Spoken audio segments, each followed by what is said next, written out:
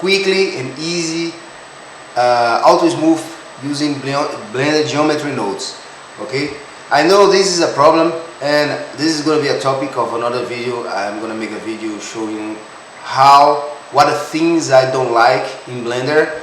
Not as a criticism, because I know that Blender guys are doing like the best, the foundation are doing the best at the time that they have, the developer they have, the community is one of the reasons that I'm using Blender.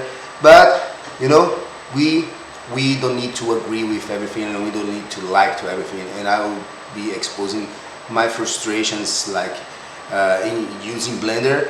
And it doesn't mean that I don't love Blender. It doesn't mean that Blender is not my main tool and the very main tool for everything that I do. But it's just a couple things that bothers me. But this is one of them, but I know how to fix that. Let's go quickly. So if you are using Blender and you want to go for geometry nodes, okay, and let's say you have a cube and then you want to create a cube on your geometry nodes, okay, you started your geometry nodes, your cube is here, okay. If you apply in your cube, let's change the shape of this cube, okay, here, let's do this, here, and voila. Pick this guy, Ctrl B. I'm sorry guys, today I'm not using a screencast, so you don't see the numbers and what I'm doing here on my mouse and my keyboard, but I will do that the next video, sorry. Okay, if you want to make this cube as a smooth shader and you place Autosmooth, okay, that works out of the box. Oh, but how it works? If you have your geometry nodes here, let's say creating instance of things, why it doesn't work like this? Let's delete this cube. Okay, I'm gonna add another geometry. Let's say primitives, mesh primitives. Let's add another cube, okay, or no, let's see if we have a cone. A cone is good, okay. If we take this guy and place it here, you see Autosmooth doesn't do anything, okay. And then you have to go here on your geometry nodes and looking for smooth,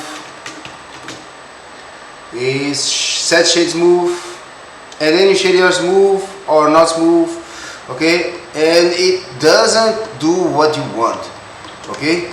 What you can do is come here and place it edge split geometry, edge split modifier, but still, you know, it's not what you want, because what the edge split does is splitting the whole edge, okay, in certain angle.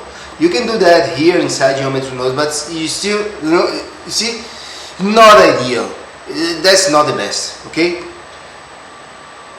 The only thing you have to do to your Autosmooth works as you expect is preserving the main mesh, the cube that you had created, right?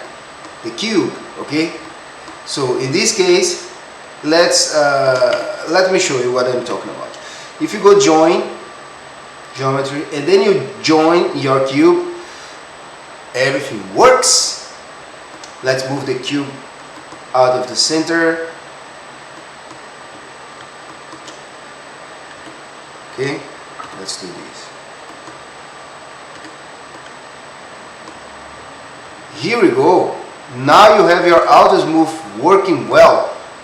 Why?